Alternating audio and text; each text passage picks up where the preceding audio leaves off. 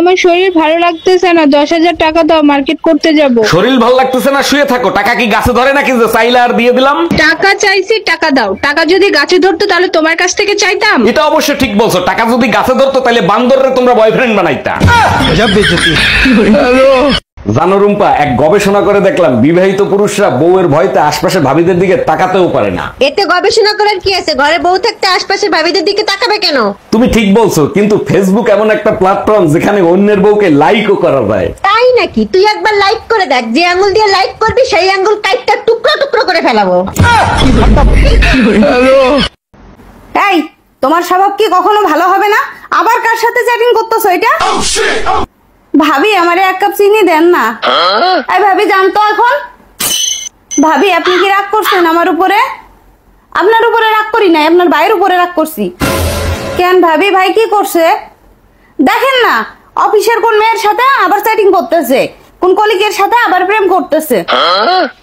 কি তোর এত বড় সাহস? তুই না বলছস তুই শুধু আমার সাথে প্রেম করস? অফিসের কলিগের সাথে তোর কি? আমার বউ নাহাগিনী নাহাগিনী।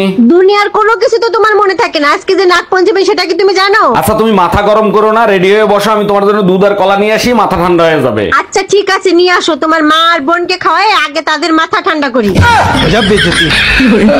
কি হয়েছে অরুণ ভাই, মন খারাপ করে বসে আছেন কেন? ভাবির জন্য মন খারাপ হচ্ছে? না ভাবি, ভাবছিলাম বউ বাপের বাড়ি গেছে, আশপাশের ভাবিদের নিয়ে থাকবো, তারা এখন ফিরেও তাকায় না। কি বলবো অরুণ ভাই, কিছু বলার নাই। সত্যি আপনার জন্য খুব খারাপ লাগতেছে। সময় যখন খারাপ যায় তখন আশপাশের ভাবিরাও স্বপ্নে এসে বলে, সরি অরুণ ভাই, ভুল করে আপনার স্বপ্নে চলে আসছি।